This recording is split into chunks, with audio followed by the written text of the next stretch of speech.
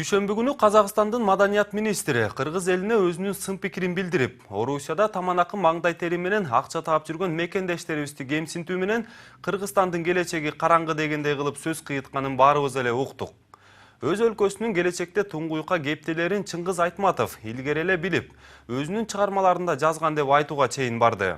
Саламатсыздарбы? Эфирде Сереп программасы, анын алып баруучусу мен Айбек Бийбосунов. Коңшу өлкөнүн маданияты төмөн. Маданият министринин айткандары жалпы казак элинин ою деп кабыл алууга болобу? Албетте жок.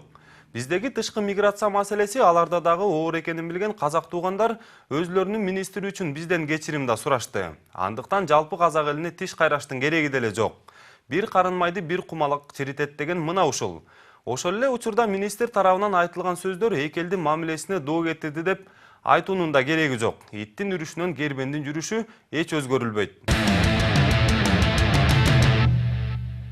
Ал эми айткан сөздөрүн Айтматовдун чыгармаларына байлап жаткандыгы такыр эле туура эмес. Эгерде ал киши адабият боюнча аз гана түшүнүгү болгондо, жогорудагыдай сөздү айтпас эле.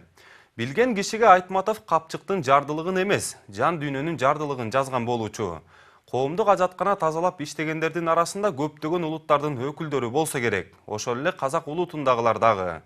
Кандай болгон күндө адамдын жан дүйнөсүнө карабай, анын иштеген ишине баа берүү менен сынайтуу бул деңгээлдин төмөндүгү. Мындай кишиге өлкөнүн баа жеткис байлыгы болгон маданиятын ишенүү маселесин казак туугандар деле ойлонуп жатса керек.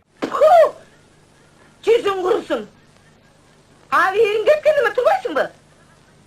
Ой, жерге бир десе киши болбойт. Моюнга алуу керек. Өлкөдө жумуш жок. Миграция күч алып көптөгөн мекендештерибиз чет жакта эмгектенип келет.